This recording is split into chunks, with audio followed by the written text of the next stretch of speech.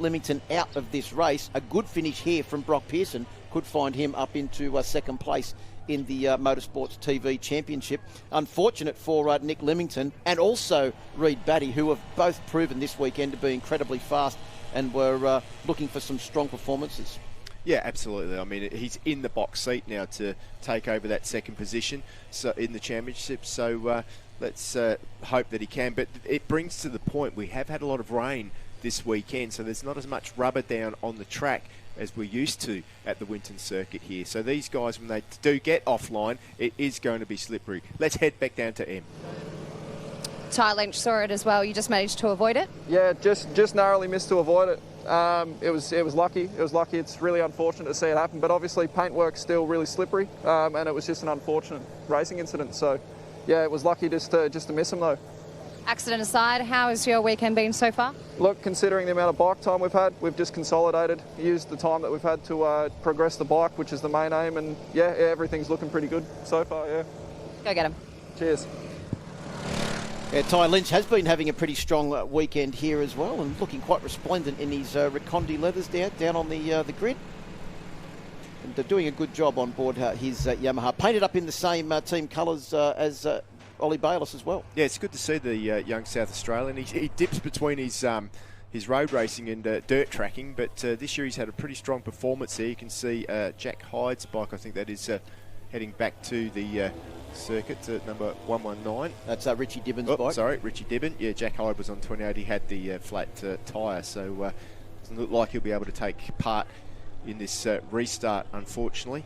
But Jack Hyde should be able to, because he wouldn't have been the cause of the red flag. And if they can get that tyre fixed, but then again, Steve, marked tyres could be a bit of issue. Back down to M. Managed to miss that incident. Hey, it's a tough track, Winton. You haven't had a lot of track time here either. Yeah, it's definitely tough, especially the surface. Being very cold, it's easy to lose front or rear, and that's exactly what happened then. So yeah, happy that we avoided it, and hopefully we can have this restart and go from there. Go well. Thanks.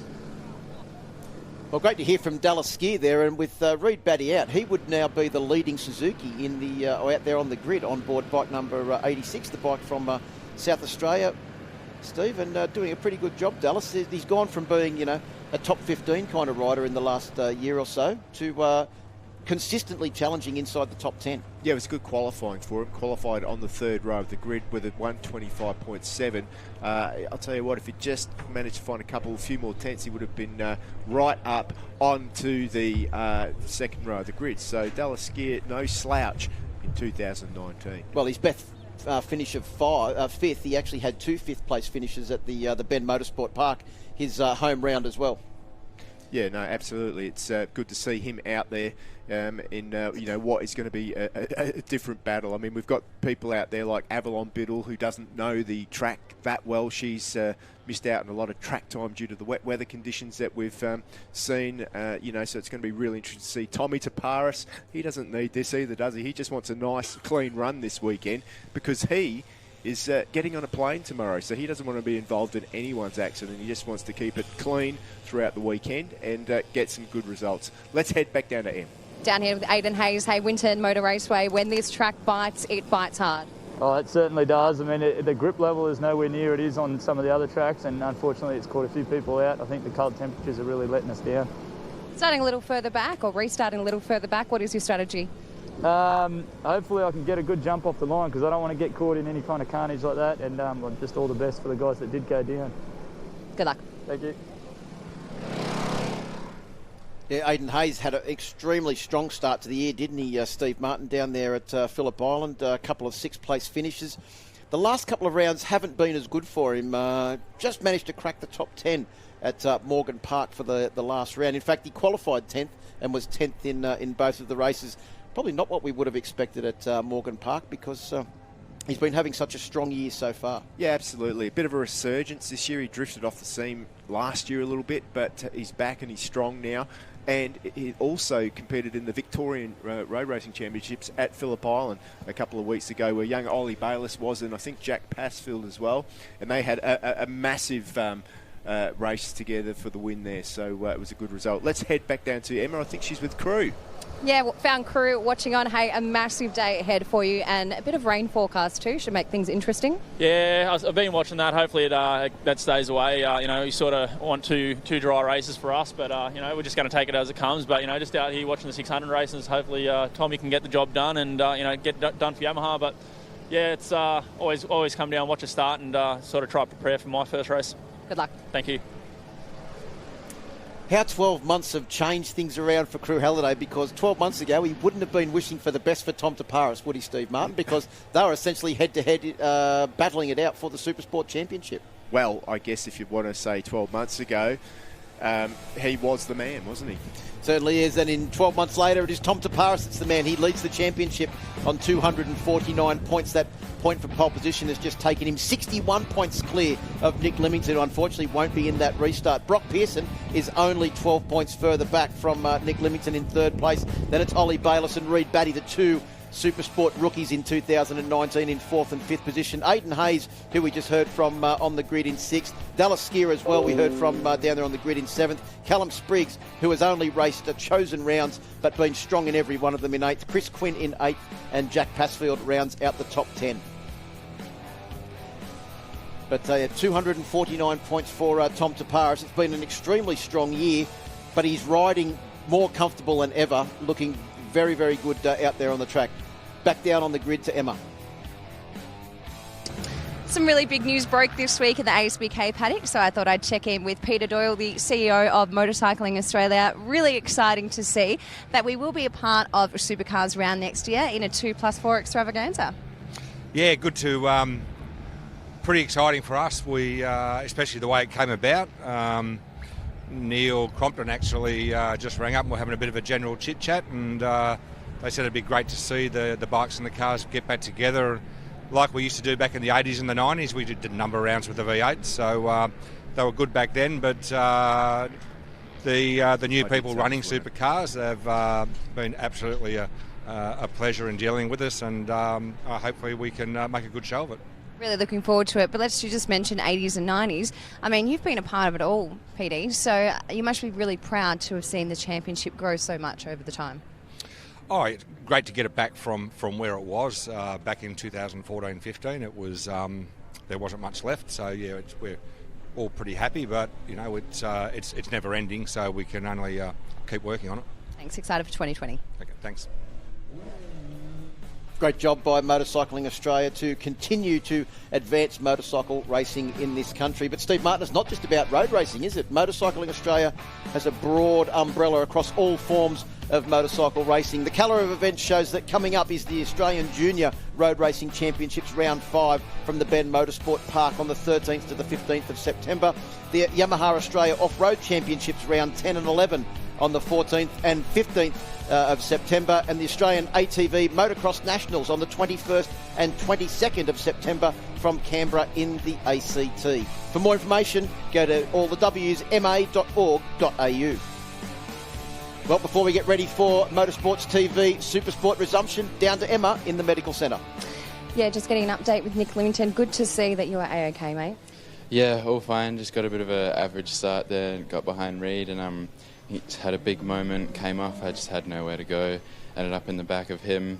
Yeah, not really sure what happened after that, but I'm A-OK. Hopefully be back in the next race. Take it easy. Thanks. Thanks, Emma.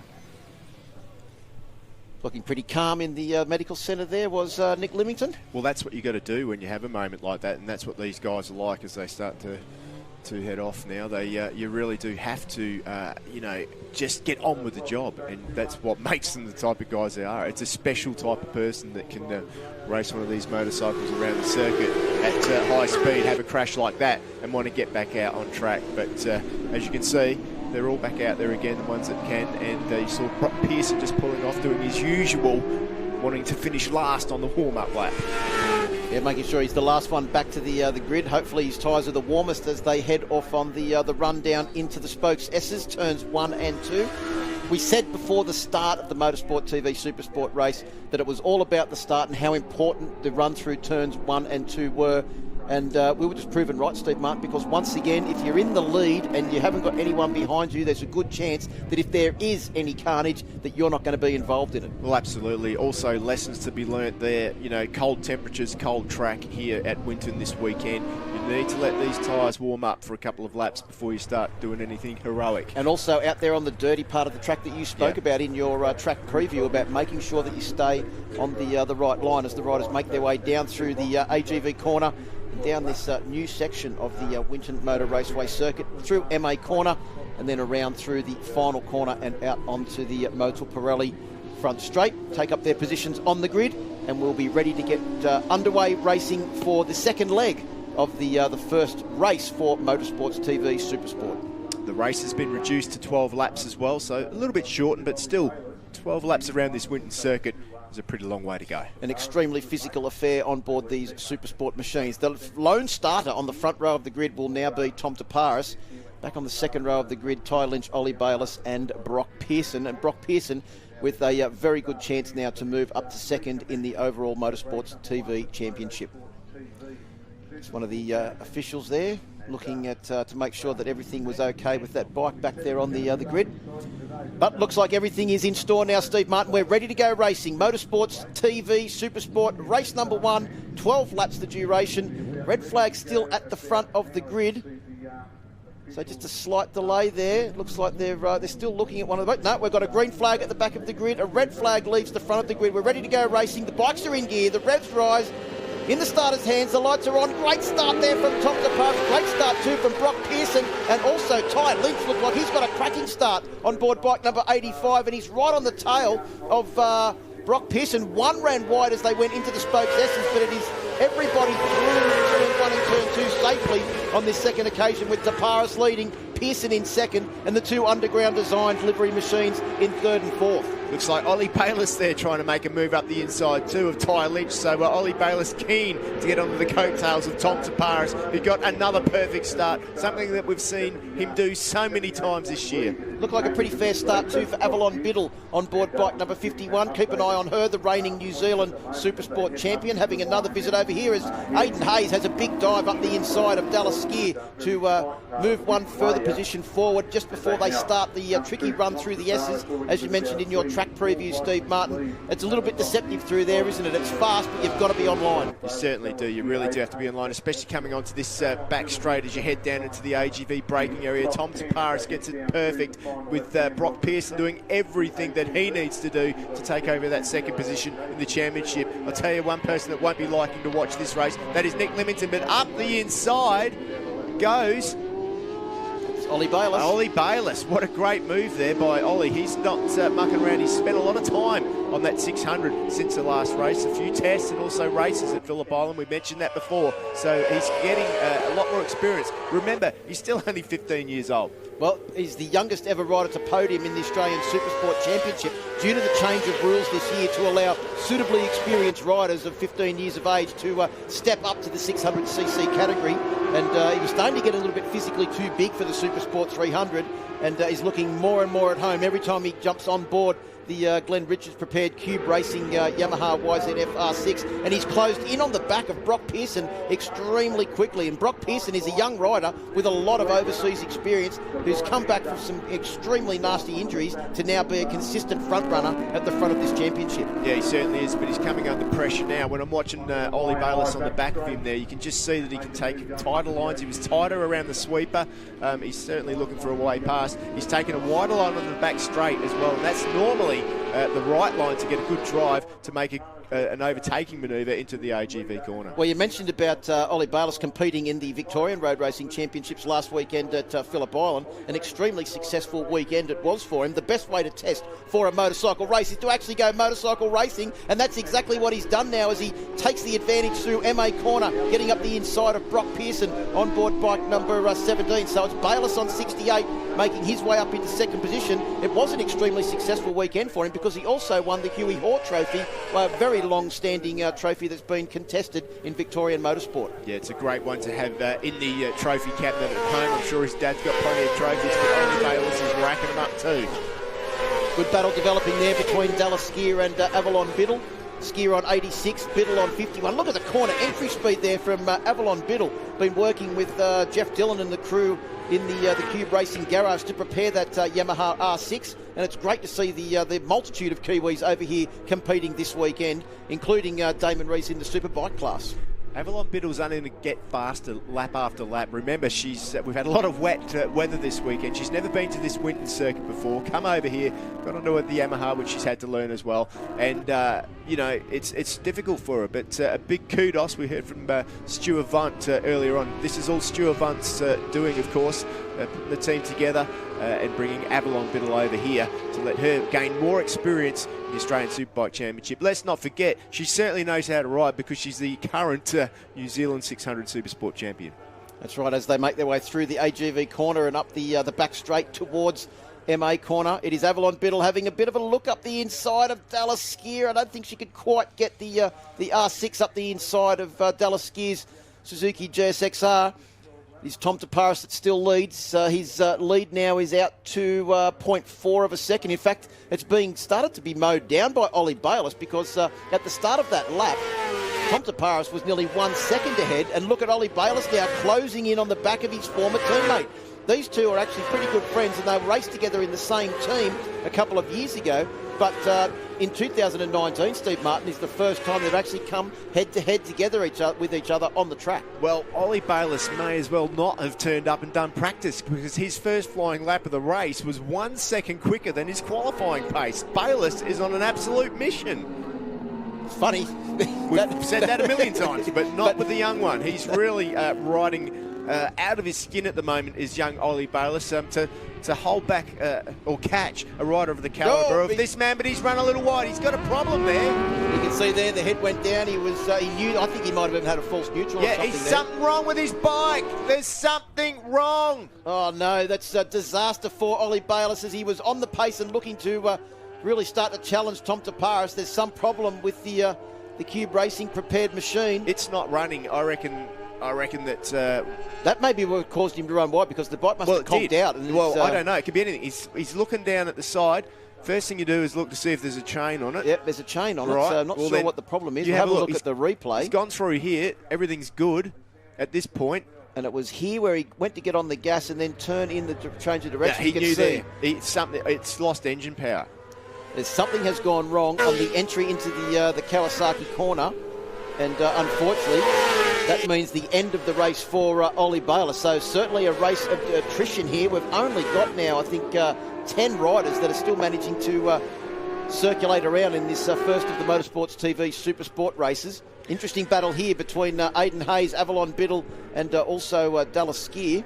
Yeah, good ride there by Aidan Hayes. Once again, he's hasn't been in this class that long. Started off quite a couple of years ago now. In 2015, he started road racing on an R3, I think it was back then. He's moved up to the 600 class, ridden Kawasaki. Now he's on the new Yamaha, rode Yamaha for a while. Now he's on the new Yamaha again in this distinctive colour scheme there. Definitely a young rider on a rise. Aidan Hayes will be very happy that you've called him a young rider. Well, he is pretty young.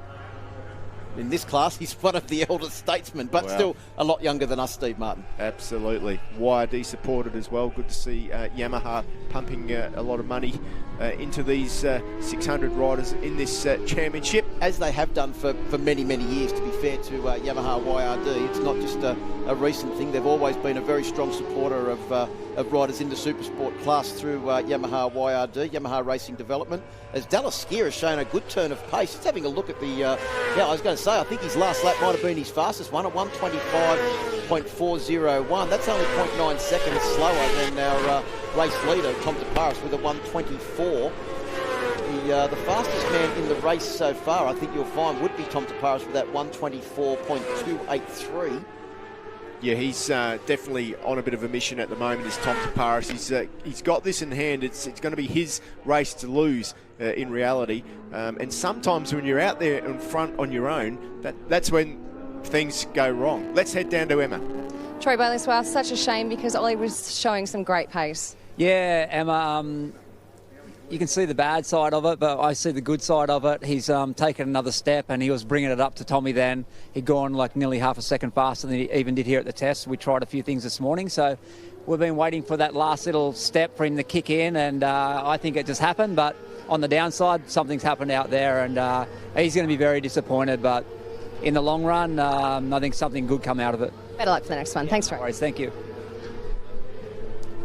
Well pointed out by Troy Bayliss there, because we were noticing exactly the same thing, weren't we, Steve Martin? You called it, that he may as well not have turned up for practice because it was his fastest lap. Well, from Troy Bayliss, that includes the test. Yeah, absolutely. It was, a second a lap quicker on the first flying lap, so impressive as. But look at Avalon Biddle now. She's making a decisive move up the inside. Can't do it. She runs wide, manages to hold it on. Well, she did well to get the bike stopped and turned and made it through the Stokes S's, but to be quite honest, she wouldn't have been the first person to run it into turn 1 too deep and have to go across the grass there. No, well, she is learning. She needs to learn where the overtaking spots are on this circuit. You can just see now, here's a replay of that instant. She's got great speed, gets on the brakes, back's moving around a little bit there, just quite doesn't commit to the tip in, managed to pull it up nicely. She's got all that work to do again to catch up to Aiden Hayes, but another lesson learned for Avalon Biddle. Watch out in race 2 for her. Looking now at Jack Passfield on board bike number 42 and Chris Quinn on bike number 82. Chris Quinn would be probably the oldest rider in this class on board the Holmes Extractive Resources Cooper's Pale Ale machine. Bike number 82 has been racing Supersport in the Supersport class, Steve Martin, for it would have to be over 10 years now. Yeah, it has been a while, but I'll tell you what, his lap times that he's doing there, if he'd managed to get a better start, like he's in the 25s, high 25s, but Brock Pearson is in the 25s, so he's actually doing a pretty good pace. If he can work on his starts, he can be somewhere up there. In fact, his last lap was his quickest lap of the race so far. So Chris Quinn definitely coming to grips with this circuit. Jack Passfield on board bike number 42 was another rider that was racing the Victorian Road Race Championships last weekend at Phillip Island and was having a good battle with Ollie Bayliss in those Supersport races down there. This weekend, he's got his hands full with Chris Quinn on board bike number 82, trying to hold him off, and also Reece Belling on board bike number 61. We heard from on the grid, the recently engaged Reece Belling is also looking like he's starting to close in on those riders in front. Yeah, absolutely. And while you were talking, Chris Quinn, here's a replay of it. Well, this could be Avalon Biddle that we're looking at here, but Chris Quinn, no, here we go. Up the inside he goes, a great overtake into the YMF corner there. Not easy to do there. It's a little bit off camber, manages to pull it off. But he is the sort of rider that gets more confident lap after lap, Chris Quinn, I guess because he probably doesn't do as many laps as the other guys. No, he might not have spent as much time on track, and of course where he lives more in northwestern New South Wales as well. There's not an abundance of racetracks in close proximity. I think Morgan Park is actually the closest track that he's got, and it's even still a fair few hours drive away. Even getting now past Jack Passfield, has been able to pull out a fair few bike lengths distance over the rider on board bike number 42. As we've come around, we've completed 8 laps, or our leader has completed 8 laps of this 12-lap journey. Brock Pearson comes across the line in second place. He's currently 4.8 seconds behind our race leader, Tom Taparis, sporting the new helmet design here this weekend. Now, Tom Taparis is heading overseas tomorrow. He's getting on a plane, isn't he? Heading to Aston and riding for the Tenkata team, I think, in the BSB Championship. Yes, making his debut in the BSB Championship. As we know, it heads to Aston as one of the final rounds of the championship. It has done for quite a few years now, and the Tenkata team, who are no strangers to World Supersport, are entering a bike in the British Superbike Championship, with their now tie-up with Yamaha, like they race in the World Superbike Championships with Loris Baz.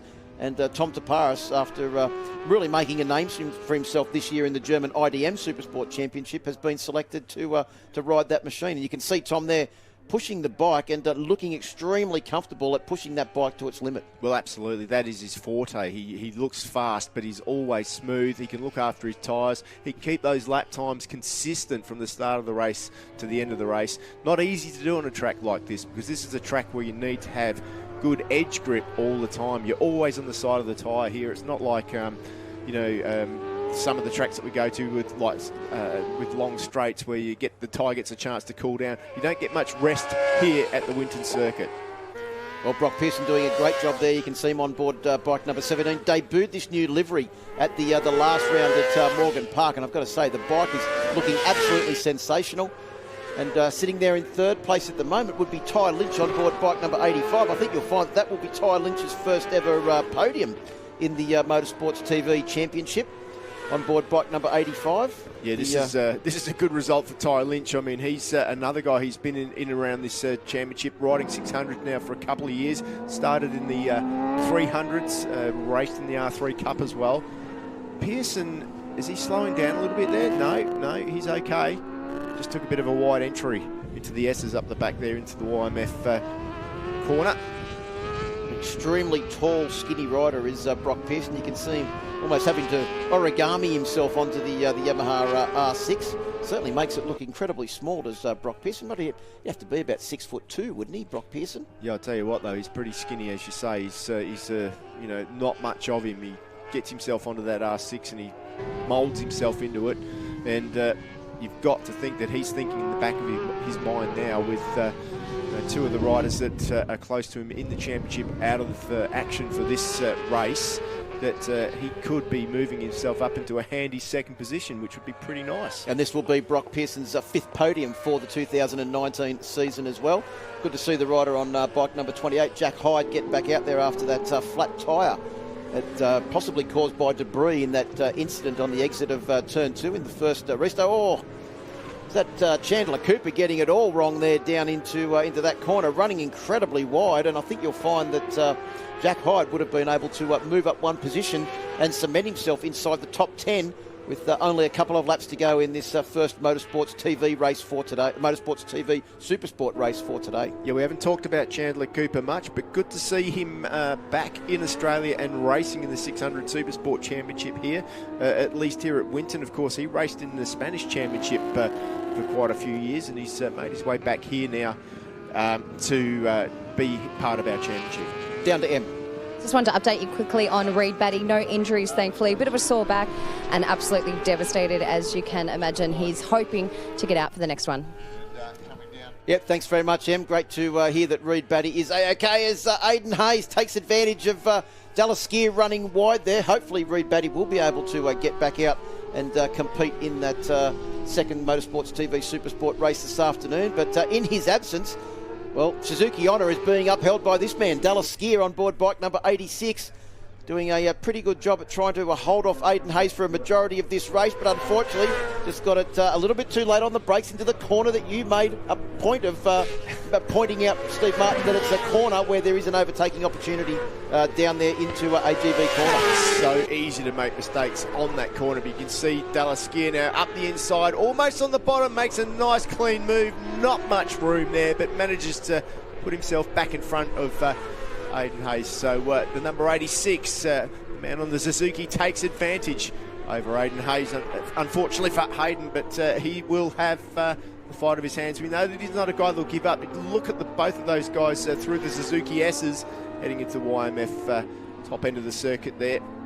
Well, if Dallas Skier can hold on to this position ahead of Aidan Hayes, it will be his best finish in the 2019 Motorsports TV Supersport Championship. He's currently sitting in 4th place. Aidan Hayes in 5th.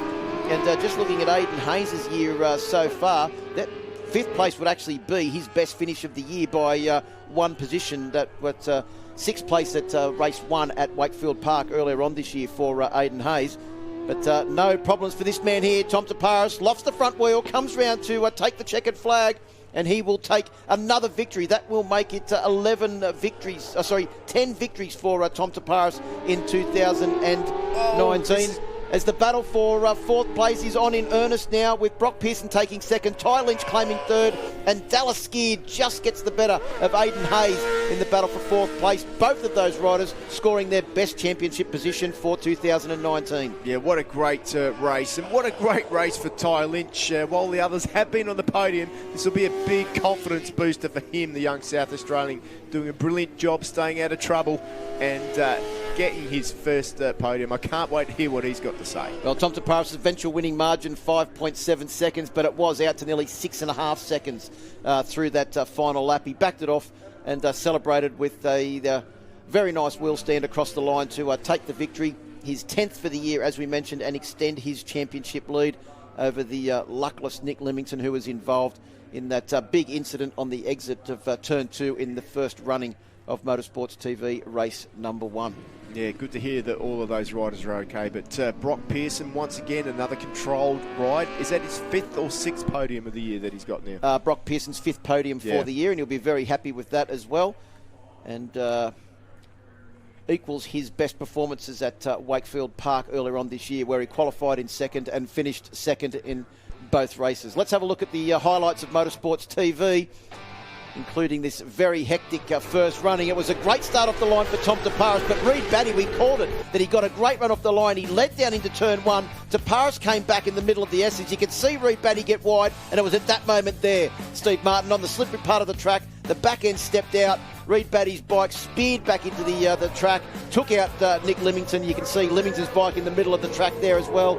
Hyde looks like he got hit by someone's bike and caused a flat tyre. And also a lot of riders lucky to get away without getting caught up in that incident. Race was restarted over 12 laps. Tom Taparis led down into turn 1. A great start from Brock Pearson.